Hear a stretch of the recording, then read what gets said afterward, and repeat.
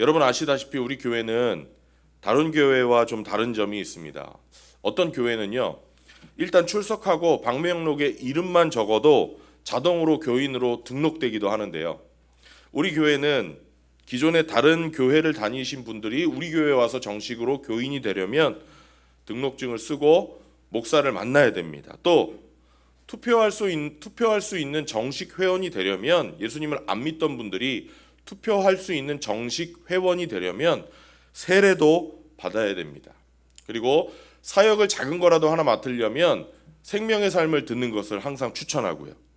목자님, 모구님들이 되려면 맞춰야 되는 삶공부 과목들도 있습니다. 왜 이렇게 요구하는 게 좀 더 많을까? 다른 교회가 우리 교회가 다른 교회와 다르다는 것을 티내려고 그러는 걸까? 아닙니다. 여기에는 이유가 있습니다. 하나님이 우리에게 가지고 있는 기대가 높기 때문에, 그래서 우리가 한번 그 기대에 맞춰보자는 노력일 뿐입니다. 하나님은 우리에게 굉장히 큰 기대를 갖고 계신데 우리는 보통 그 기대보다 훨씬 낮은 목표를 가지고 살아갑니다. 그러니까 세상 사람들에게, 야, 교회 다니는 사람들이 이렇게 많은데 왜 이렇게 사회는 바뀌지 않냐? 교회 다니는 사람이나 안 다니는 사람이나 내가 볼 때는 똑같다. 이런 말을 듣게 되는 것입니다. 다시 말씀드립니다. 이런 소리를 듣는 이유가 뭡니까? 우리를 향한 하나님의 기대, 이 기대는 엄청나게 크고 높은데 거기에 부응하는 목표를 가지고 우리가 삶을 살아가지 않고 목표가 낮은 삶을 살아가기 때문입니다. 그래서 성경은 오늘 우리에게 이렇게 말씀합니다. 하나님을 본받으라. 하나님을 본받으라. 그렇습니다. 첫째로 우리는 하나님을 본받아야 합니다. 어떤 하나님을 본받는가? 성삼위 하나님, 삼위일체 하나님을 본받아야 합니다. 우리를 향한 하나님의 기대가 얼마나 높은지, 그게 오늘 본문 말씀에 나오는데요. 바울은 성도들의 삶이 어때야 된다고 말하고 있는데 삼위일체 하나님의 빗대서 지금 이야기를 하고 있습니다. 우리가 영적으로 성장하려면 본받을 만한 사람을 찾아서 그 사람을 흉내내게 되어 있거든요. 신앙은 듣고 배우는 게 아닙니다. 우리 한국교회가 굉장히 잘못 생각하고 있는 게 이겁니다. 신앙은 절대로 듣고 배우는 게 아닙니다. 물론 하나님의 말씀을 듣는 데서부터 믿음은 출발합니다. 그렇지만 깊은 신앙은 듣고 배우는 게 아니라 보고 배우는 것입니다. 예수님도요, 제자들 키울 때 강의실에 학생들을 모아놓고 강의한 게 아니었습니다. 3년 동안 같이 살면서 같이 생활하고 같이 먹고 같이 자면서 그렇게 예수님 자기의 삶을 보여주시면서 제자들에게 배우게 하셨습니다. 이걸 교육적인 용어로 모델링이라고 하죠. 보여주는 겁니다. 그런 면에서 목사님, 저는 존경할 수 있는 신앙인이 옆에 한 명도 없습니다. 이렇게 말하는 분들 너무나 불행한 분들입니다. 왜요? 보고 배울 수가 없기 때문입니다. 우리가 신앙적으로 성장하려면 누군가를 보고 배워야 됩니다. 누구를 보고 배워야 됩니까? 집사님을 보고 배웁니까? 여러분의 목자님이나 모구님을 보고 배웁니까? 아니면 우리 앞서가신 위대한 삶을 살았던 신앙의 선조들을 보고 배웁니까? 다 좋습니다. 그런데 오늘 우리가 읽은 본문에서 바울은 누구를 보고 배우라고 말하냐면 하나님을 보고 배우라 이렇게 말합니다. 굉장히 놀라운 말이죠. 하나님을 보고 배우라. 5장 1절 말씀을 우리 읽어보겠습니다. 시작. 그러므로 여러분은 사랑을 받은 자녀답게 하나님을 본받는 사람이 되십시오. 아멘. 이게 바로 하나님이 우리에게 가지고 있는 기대입니다. 즉 이것이 우리의 신앙생활의 목표가 되어야 합니다. 단순히 위인이나 성인이 아니라 우리는 하나님을 본받아야 한다는 것입니다. 여기서 하나님은 성부 하나님을 의미합니다. 다시 말하면 아버지 하나님, 성부 하나님을 본받으라는 겁니다. 왜? 이것이 우리를 향한 하나님의 기대이기 때문입니다. 또 우리가 구원받은 성도는 이웃을, 내 옆에 있는 사람을 사랑해야 된다는 거, 이거 우리가 다 압니다. 그러면 우리가 어느 정도로 사랑해야 되는가? 부모님이 나를 사랑해 주신 만큼 사랑해야 되는가? 아니면 저 아프리카에 가서 원주민들을 뜨겁게 사랑하면서 일생을 바친 슈바이처 박사처럼 사랑해야 되는가? 아니면 인도에 가서 사람들이 내다버린 아이들을 데려다가 고아들을 키우면서 평생을 헌신했던 테레사 수녀님처럼 사랑해야 되는가? 성경은 누구처럼 사랑하라고 하는지 아십니까? 예수님처럼 사랑해라, 이렇게 이야기합니다. 2절 읽어보겠습니다. 2절 시작. 그리스도께서 여러분을 사랑하셔서 우리를 위하여 하나님 앞에 향기로운 예물과 제물로 자기 몸을 내어주신 것과 같이 여러분도 사랑으로 살아가십시오. 아멘. 이것이 우리를 향한 하나님의 기대입니다. 성부 하나님을 본받고 성자 예수님처럼 살아가는 것, 이것이 하나님이 우리에게 가지고 계신 높은 기대감입니다. 그런데 우리 삶의 목표, 신앙생활의 목표는 솔직히 하나님이 가지고 계신 이 기대치에 미치지를 못합니다.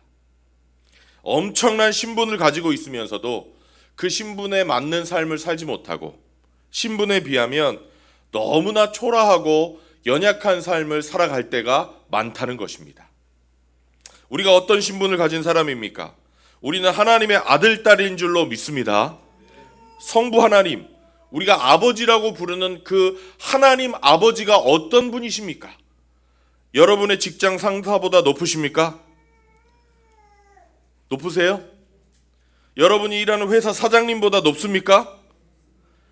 여러분이 일하는 회사의 회장님보다 높습니까? 우리나라의 대통령보다 높습니까? 이 모든 사람보다 높으신 창조주 하나님이 저와 여러분의 아버지이신 줄로 믿습니다. 이렇게 위대한 창조주 하나님이 우리의 아버지시고 우리가 그분의 자녀라면 우리가 그 신분에 맞는 조금 더 위대한 삶을 살아야 되지 않겠습니까? 우리가 주님으로 모시고 있는 성자 예수님은 어떤 분입니까? 하나님이신데 이 세상에 오셨고, 우리가 받아야 될 천벌을 대신 받으셨고, 십자가에서 죽으셨고, 하지만 그것으로 끝나지 않으시고 죽음을 이기시고 부활하셔서 지금 하나님 우편에 앉아 계시고 하늘과 땅의 모든 권세를 가지고 계신 우주의 주인이 아니십니까? 그분이 내 인생의 주인이시고 우리가 그분의 종이고, 그래서 우리가 그분을 섬기는 삶을 사는 거라면 우리는 그분에게 맞는 합당한 꿈과 이상과 사명을 가지고 살아야 되지 않겠습니까? 또 우리가 모시고 사는 우리 안에 계신 성령님은 누구십니까? 그분은 죽으신 예수 그리스도를 죽음에서 살리신 분이십니다. 그분은 우리가 한 번도 배워보지 않은 외국어를 할 수 있는 능력을 주실 수 있는 분이십니다. 성령 하나님은 의사도 고칠 수 없는 병을 고칠 수 있는 능력을 주실 수 있는 분이십니다. 그분은 내가 본 적도 없고 들은 적도 없는 것을 말하게 할 수 있는 예언을 할 수 있게 하시는 분이십니다. 그분이 내 안에 살아계시다면 우리가 좀 더 능력 있는, 조금 더 큰 삶을 살아야 되지 않겠습니까? 우리는 우리의 신분에 맞는 삶을 살아야 될 줄로 믿습니다. 그러므로 여러분, 예수님 안 믿는 사람 절대로 부러워하지 마시기를 바랍니다. 구원받은 거지가 구원받지 못한 재벌 총수보다 더 복되다는 사실을 믿으시기를 바랍니다. 왜요? 구원받지 않은 재벌 총수가 받을 보상은 이 세상에서 끝이지만, 구원받은 하나님의 자녀는 비록 가난하다 할지라도 그 보람, 그 보상은 영원히 계속된다는 특권과 축복을 가지고 있는 것이기 때문입니다. 예수 믿지 않는 사람 절대로 부러워하시면 안 됩니다. 누가복음에 나와 있는 나사로와 부자 이야기의 핵심이 그거 아니겠습니까? 우리는 이제 더 이상 이런 말 들어서도 안 됩니다. 예수 믿는 사람이나 예수 안 믿는 사람이나 똑같다. 왜요? 우리는 위대한 삶을 살 수 있는 신분을 받았고, 위대한 삶을 살 수 있는 능력을 받았고, 위대한 삶을 살 수 있는 가능성을 항상 가지고 있는 사람이기 때문입니다. 그래서 우리도 한번 하나님의 이런 기대에 맞춰서 살아보려고 우리 교회는 끊임없이 권하는 것입니다. 삶 공부를 한번 해보십시오. 섬겨보십시오. 희생해보십시오.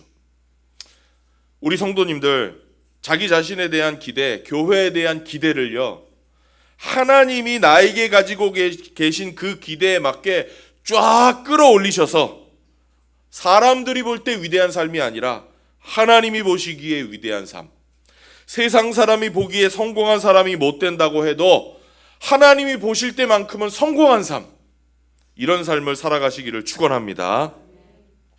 둘째로 성령님이 기뻐하시는 말에 대해서 한번 생각해 보겠습니다. 성령님이 기뻐하시는 말.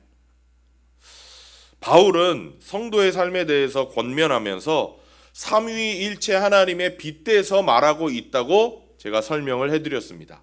성부 하나님을 본받아라, 성자 예수님처럼 사랑해라. 그 다음에 성령 하나님에 대해서는 어떻게 되냐면 4장 30절에 대해서 이렇게 말씀합니다. 4장 30절 우리 큰 소리로 읽어보겠습니다. 시작. 하나님의 성령을 슬프게 하지 마십시오. 여러분은 성령 안에서 구속의 날을 위하여 인치심을 받았습니다. 아멘. 우리가 예수님을 영접할 때요, 거룩한 영이 우리 안에 들어오십니다. 무당들이 구슬할 때 잡신들이 내립니다. 우리가 그런데 예수님을 영접할 때는 거룩한 영, 다시 말하면 성신, 성령을 받습니다. 우리가 하나님의 자녀가 되었다는 보장, 변하지 않는 보증으로서 성령 하나님이 우리 안에 오시는 겁니다. 그렇기 때문에 한번 예수님을 영접한 사람은 절대로 그 성령님이 떠나는 법이 없습니다. 예수님을 영접할 때부터 우리 안에 계신 이 성령님은 그때부터는 우리가 그분의 뜻에 어긋나는 삶을 살게 되면 속상해 하시고 슬퍼하십니다. 도대체 우리가 어떻게 하면, 어떻게 할 때 우리 안에 계신 성령님이 슬퍼하시는가? 본문의 문맥을 보면 우리가 알 수 있습니다. 30절에 우리가 금방 읽었죠. 하나님의 성령을 슬프게 하지 마십시오, 이렇게 되어 있습니다. 그런데 그 앞뒤에 나오는 29절 31절에 보면요, 재미있게도 말에 대한 말씀이 나옵니다. 말에 대한 말씀. 29절 한번 읽어볼까요? 29절 시작. 나쁜 말은 입 밖에 내지 말고 덕을 세우는 데 필요한 말이 있으면 적절한 때 해서 듣는 사람에게 은혜가 되게 하십시오. 아멘. 말에 대한 이야기죠. 그 뒤에 나오는 31절도 읽겠습니다. 시작. 모든 악독과 격정과 분노와 소란과 욕설은 모든 악의와 함께 내버리십시오. 아멘. 우리는 그래서 문맥을 통해서 성령님을 슬프게 하는 것은 말을 잘못 사용하는 것이다 라는 사실을 알 수가 있습니다. 말을 잘못 사용하는 겁니다. 왜 말을 잘못 사용하는 것을 성령님이 슬퍼하시는가? 여러분 잘 아시다시피 말에는 엄청난 파괴력이 있기 때문입니다. 말에는 엄청난 파괴력이 있습니다. 여러분, 제가 자주 말씀드리지만 여러분 한번 생각해 보십시오. 지금까지 살아오면서 여러분의 마음을 굉장히 아프게 했던, 여태까지 살아오면서 여러분이 절대로 잊기가 어려운 그 마음의 상처를 한번 생각해 보세요. 그게 뭐 때문에 생겼습니까? 말 때문에 생긴 거 아닙니까? 맞습니까?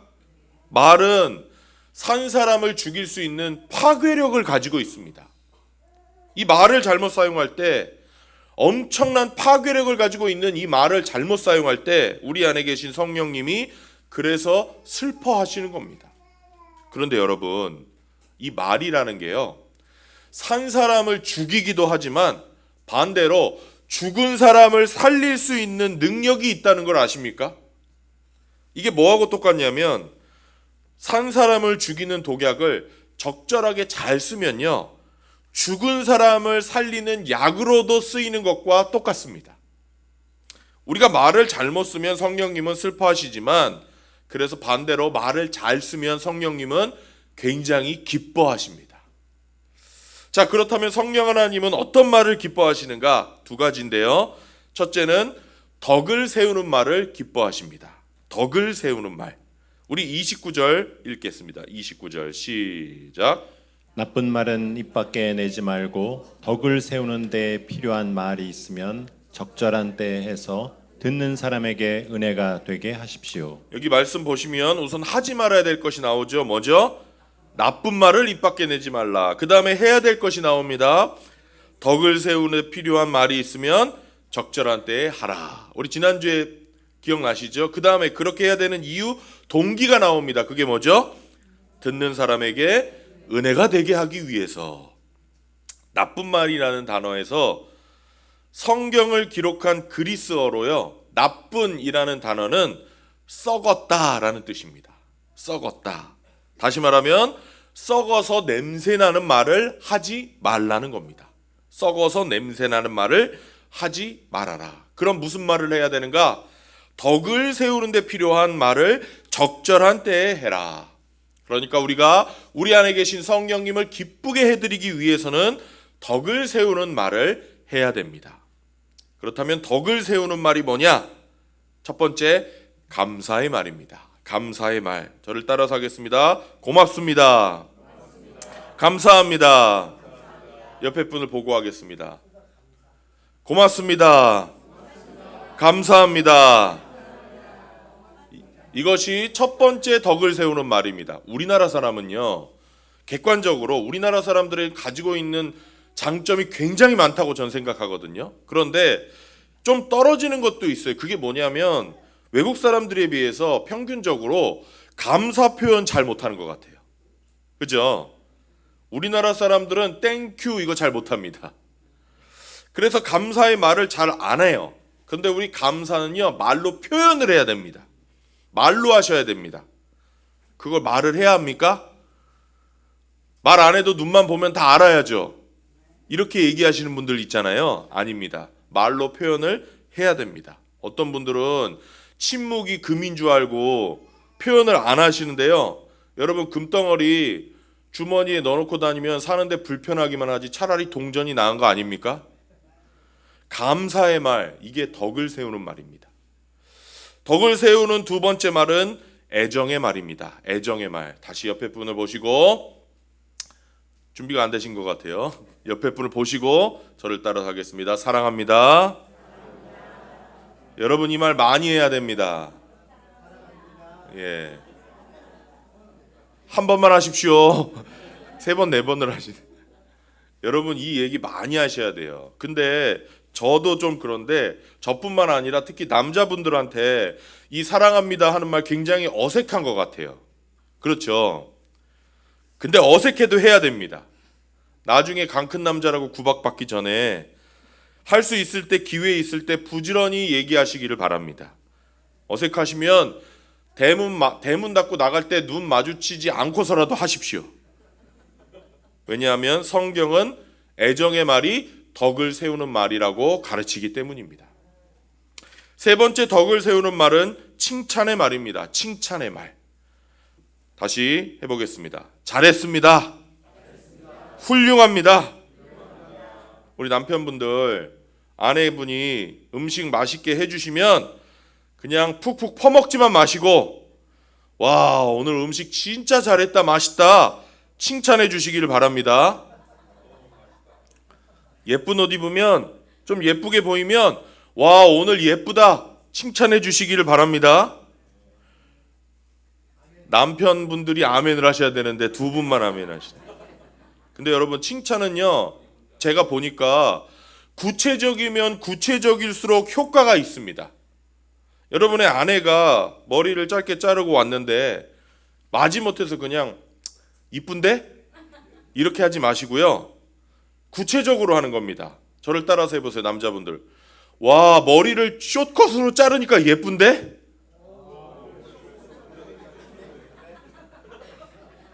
옷을 입어도요, 오늘 옷 예쁜데 이렇게 하는 게 아니라, 와, 하얀 남방에 청바지 받쳐 입으니까 너무 예쁜데? 이렇게 구체적으로 칭찬하는 겁니다. 근데 여러분, 남자들뿐만 아니에요. 여자분들도요, 남자들이 칭찬이 필요하다는 걸 알아주셔야 됩니다. 내가 사랑하는 아내나 가까운 사람에게 남자들은 칭찬을 듣고 싶은 욕구가 있습니다. 인정을 받고 싶은 욕구. 근데 남편 칭찬에 인색하신 분들이 있죠? 그건 당연한 거야. 남자가 그 정도는 당연한 거지. 이러고 계십니까? 아닙니다. 호들갑을 떠셔야 됩니다. 와, 당신 최고다. 여자분들 절 따라서 해보세요. 와, 당신 최고다. 칭찬이 덕을 세우는 말입니다. 제가 걱정이 되는 게 여기서 잘하시는 분들은 여기서만 하실 것 같아서 걱정입니다. 집에서는 안 하실 것 같아요. 네 번째 덕을 세우는 말, 사과의 말입니다. 사과의 말. 옆에 분 보시고 마지막으로 한번 해보세요. 미안합니다. 이거는 웃으면서 하면 안 됩니다. 진지하게. 미안합니다. 잘못했습니다. 용서해 주세요.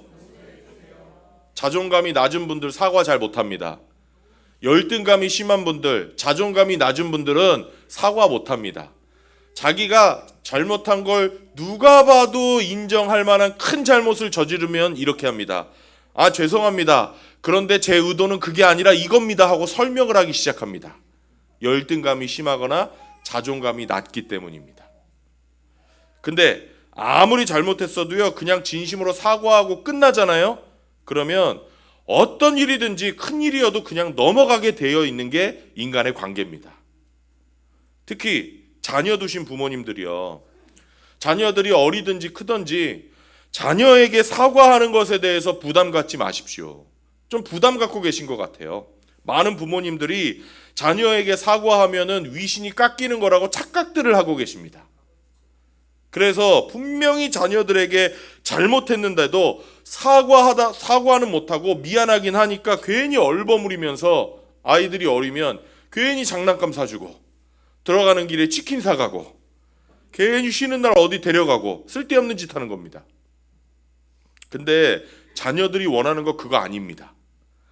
자녀들은 딱 부러지게 사과하는 말 한마디면 됩니다. 특히 10대가 되잖아요. 사춘, 요즘은 더 빠른 것 같아요. 10살만 넘어가도 부모님의 삶이 눈에 다 보입니다. 그 삶의 모순과 위선, 귀신처럼 다 집어냅니다. 얼마나 똑똑한데요. 근데 그걸 자꾸 덮으려고 하고 설명하려고 하니까, 그러면 그럴수록 자녀들의 마음속에 부모님에 대한 신뢰가 줄어드는 겁니다. 자녀들 앞에서 자기 약점을 그냥 있는 그대로 인정하고 실수로 인정하는 것이 복된 것입니다. 그게 여러분 자신을 위해서도 좋은 거예요. 자녀와의 관계를 풍요롭게 하고 바로 그렇게 사과하는 말이 덕을 세우는 말입니다. 우리 성도님들은 감사의 말, 애정의 말, 칭찬의 말, 사과의 말 항상 하셔서 덕을 세우시는 삶을 살아가시기를 바랍니다. 마지막 두 번째, 성령님을 기쁘시게 하는 말이 뭐냐? 바로 감사의 찬말이다. 성경이 오늘 이렇게 말씀합니다. 감사의 찬말. 우리 4절 말씀을 마지막으로 큰 소리로 읽겠습니다. 4절입니다. 시작. 더러운 말과 어리석은 말과 상스러운 농담은 여러분에게 어울리지 않습니다. 오히려 여러분은 감사의 찬말을 하십시오. 아멘. 여기 더러운 말이라는 건요, 사람을 부끄럽게 하는 말이라는 뜻입니다. 어리석은 말은 뭐냐? 어떤 분은 어리석은 말이라는 것은 술 취한 사람들이 하는 말이다, 이렇게 해석했더라고요. 술 취한 사람들이 하는 말이 어떻습니까? 그냥 머리에 떠오르는 대로 내뱉는 말입니다. 감정이 섞인 말, 상대방이 무슨 말 하는지 듣고 이해하지 않고 나 혼자 일방적으로 그냥 내뱉는 말. 그래서 여러분, 술 취한 사람들은 한 얘기 또 하고 한 얘기 또 하고 하지 않습니까? 이게 어리석은 말이다 라는 겁니다. 또 상스러운 농담이라고 했는데, 원어 성경을 보면요, 상스러운이라는 말은 사실은 없습니다. 이거 번역하면서 그냥 우리나라 성경에만 상스러운이라는 말을 집어넣은 겁니다. 원어 성경에는 그냥 농담이라고 되어 있습니다. 그렇다고 해서 이 말씀이 예수 믿는 사람들에게 농담을 하지 말라거나 유머가 있으면 안 된다는 뜻으로 기록된 건 아닙니다. 농담해야죠. 유머가 있어야죠. 그렇지만 합당하지 않은 농담은 하지 말라는 것입니다. 그렇다면 더러운 말, 어리석은 말, 상스러운 농담을 하지 말고 뭘 해야 됩니까? 우리 지난주에 기억하십니까? 하지 말자에 집중하지 않고 하자에 집중하자고 했지 않았습니까? 바로 감사의 찬말을 해야 합니다. 감사의 찬말. 내가 입을 벌리면 항상 이 감사의 찬말이 나와야 됩니다. 이것이 성령님을 기쁘게 하는 것입니다. 특히 그 자리에 없는, 내가 있는 그 자리에 없는 제3자에 대해서 이야기할 때 그 사람에 대해서 감사의 말을 많이 하시기를 바랍니다. 우리가 교회 생활하다 보면요, 말 때문에 상처받는 분들이 있거든요. 말 때문에 사실이 아닌데 그게 소문이 돼버릴 때 마음에 상처받을 때 있습니다. 또 어떤 분에게 내가 나만 알고 있는 나의 비밀스러운 이야기를 털어놨는데 그분이 다른 사람한테 그걸 옮겨서 그 말이 퍼지면서 내가 상처가 될 때가 있습니다. 이렇게 상처받는 거 막으려고요, 우리 남의 이야기 절대 하지 맙시다 이렇게 결심도 하지만 이게 잘 됩니까? 안 됩니까? 우리 교인들은 남의 이야기는 절대 안 하시는군요. 이게 잘 안 됩니다. 교회에서 남의 이야기 안 하기가 어려워요. 사실 안 할 수가 없어요. 왜 그런지 아십니까? 왜냐하면요, 남의 이야기를 한다는 게 나쁜 의도를 가지고 있기도 하지만 보통은 관심의 표현이거든요. 관심의 표현이에요. 그래서 여러분 모이면 김은택 목사 이야기 하세요, 안 하세요? 웃는 분들은 하시는 건데 목사 이야기 하세요, 안 하세요? 하시잖아요. 왜 하세요? 관심이 있으니까 하시는 거죠. 사랑하니까 하는 거죠. 여러분, 교회는 사랑의 공동체이기 때문에 남 이야기 안 하기가 어려워요. 할 수밖에 없어요. 그런 면에서는 사랑의 공동체라는 측면에서는 오히려 해야 되는 거예요. 그러면 어떻게 말로 다른 사람에게 상처를 안 줄 수가 있습니까? 방법이 있다는 겁니다. 남의 이야기를 하되 감사의 이야기를 하는 겁니다. 칭찬하는 말을 하는 겁니다. 그 사람이 나를 도와줄 때 그 사람에게, 당사자에게 감사를 직접 표현할 뿐만 아니라 그 사람이 없는 자리에 다른 사람들과 함께 있을 때도 그 사람에 대해서 칭찬과 감사의 말을 다른 사람에게 하는 것입니다. 우리 창대교회는 입만 벌리면 감사하고 입만 벌리면 칭찬해서 다른 사람에 대해서 좋은 말 많이 하는 교회로 소문나는 교회가 되기를 원합니다. 그리고 감사의 말은요, 사람에게만 해당되는 게 아니라 하나님에게도 해당됩니다. 우리가 입을 열면 내 옆에 있는 분에게 감사, 또 그 자리에 없는 사람에게 대해서 감사할 뿐만 아니라 하나님에 대해서도 감사하는 교회가 되기를 원합니다. 말씀을 마치면서 여러분에게 이렇게 말씀드리고 싶습니다. 사랑하는 여러분, 우리가 가진 신분이 얼마나 위대한지를 깨달읍시다. 우리는 위대한 신분을 가진 사람입니다. 우리 인생은 이 땅에서 100년이면 다 누구나 지나가게 되어 있습니다. 하지만 우리는 100년 뒤, 그 뒤를 위해서 살아가는 사람입니다. 그러므로 우리는 100년 뒤에도 영원히 누리게 될 우리의 놀라운 신분에 걸맞는 삶을 살아가기를 원합니다. 위대한 창조주 하나님을 아버지로 모시고 하늘과 땅의 모든 권세를 갖고 계신 예수님을 내 주인으로 모시고 내 삶에서 나의 앞서서 나를 인도하시면서 역사하시는 능력 많으신 성령님을 힘입어서 살아가는 위대한 삶, 이 귀한 삶을 살아가시는 우리 성도님들이 다 되시기를 바랍니다.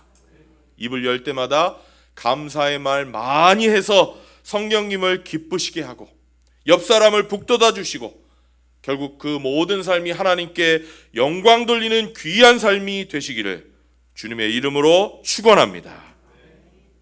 우리 같이 기도하겠습니다.